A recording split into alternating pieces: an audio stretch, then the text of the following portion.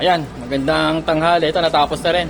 Dito sa ano ngayon, Novaliches, Quezon City. Ito, nilagay natin sa Access Suzuki. Ayan. Senlo na 60 watts, saka Pia Original. Ayan yung ilaw natin. Ayan, usually nakatago. Ayan. Ayan siya. Tapos, yung switch niya, yun pa rin. Kagaya ng mga gawa ko. Ito yung low. Ayan. Ayan, na-testing na namin to. Ayan, passing light sa high. Ayan, passing light sa low. Ayan, pag naka-off, sabay. Ayan. Tapos sa busina, dito yung switch. Ayan. Ayan. Ayan yung stock.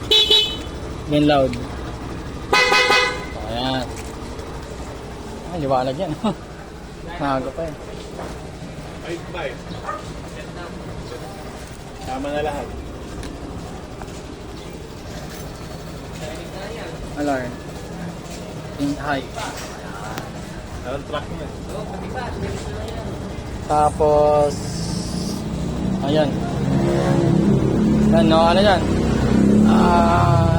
No cut, no splice. Yan, yan gawa natin dyan. Tapos ito, ang bago. Nilagay natin ng alarm kong Access Suzuki. Ayan, yan, ano, maandar, tapos ninakaw. Pwede mo na siyang patayin sa remote gamit to. Pagpatay mo,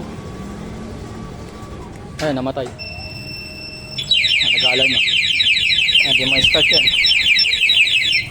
Wala, di mo start. Alarm. Ang lakas. Ang lakas na. Tapos, ayan.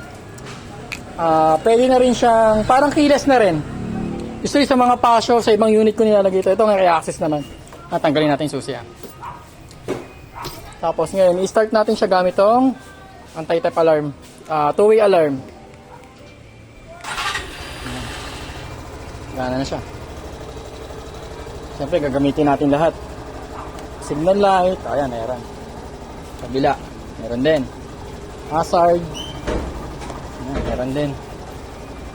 Sa ilaw, meron lahat. Tapos dito, yung mga i-install natin. MDL, low. Oh, ayun, meron. Oh.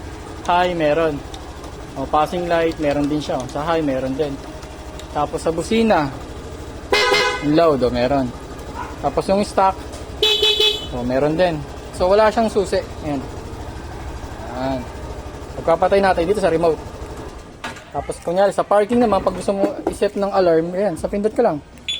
Ayan, kaya pag gumalaw, may gustong kumuha. Kaya pag ginalaw na una yan, yan, tutunog siya first attempt. Pangalawang tunog, pangalawang galaw, yan, saka siya mag-alarm.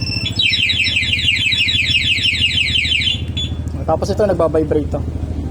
Bukod dun sa nag-alarm, nagbabibrate to.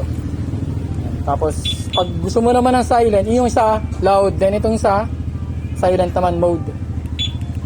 3, 4, 5. O yan, nag-a-alert, ano naman to, kapag ginalaw or kinuha yung motor mo, ayan, ginalaw ko. Ito lang nag-vibrate. Pero walang ingay dito sa motor. Kagaya niyan, mayari, ginakaw, kinuha yung susi. Ayan. Naka-alarm to pero dito lang siya nag-a-alarm sa remote. Pero sa motor, nakaset na siya ng alarm. Start ko wala. Ayan, mamamatay. Ayan, hindi siya naka-side stand. Hindi niya mapapatakbo yun. Mamamatay at mamamatay yung motor kasi nga nag-a-alarm siya dito sa ano natin, remote natin. Ayan. Tapos nakakonect kasi yung ano nito, yung ginawa ko sa side stand. Usually di ba pag maandar ka, pag in-start mo siya, pag binaba mo tong side stand, mamamatay ito. Diba? Namatay. Naka-on siya pero matay. Diyan nakatap yung kill switch ko. Side stand. Tapos ano pa ba yan? Sa parking ka, 100 pieces yung motor, pare-pares kayo. Ikaw may remote. O ano mo lang, malalaman mo na kung nasa na yung motor mo. Naligaw ka ng parking, di ba sir? O, ganyan-ganyan ka lang. Hoy, motor ko na yun. Hanggang sa makita mo na. Pati signal light yung umiilaw. Tapos ito, dalawa siya. Yung isa, may antena, nagbabibrate. Yung isa, spare key niya to. Just in case na masira, mawala, meron siyang backup. Answer back, meron na siya. Then alarm, silent mode, then loud alarm. Yan. Tapos gumagana siya ng walang susi, parang keyless function na yun siya. Baka pwede mong gamitin yung unit mo kahit walang susi. Pero hindi kasama yung ito, dun sa ano sir, hindi kasama yung manubela sir. Kapag hindi mo malalaki yung manubela niya. Oo, yan. Tsaka yung sa upuan, bukod doon. Pang sa system lang talaga ng motor siya pwede. Pag ninakaw, kasi ngayon uso na nakawan eh.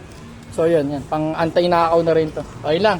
Dito sa Access Suzuki, dito sa Quezon City, Novaliches. Ayun lang. Thank you.